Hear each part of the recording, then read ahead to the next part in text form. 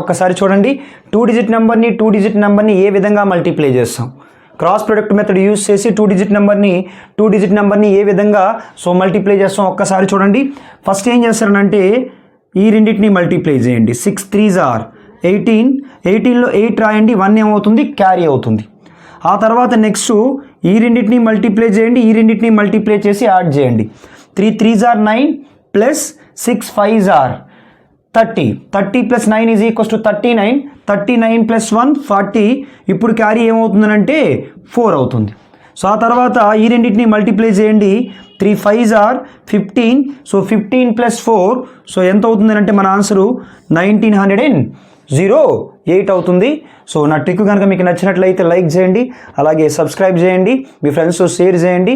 So మన ఛానల్లో complete quant videos ఉన్నాయి, అవన్నీ ఒకసారి వాచ్ చేయండి. మీకు నచ్చినట్లయితే మీ ఫ్రెండ్స్తో షేర్ చేయండి. Thank you all.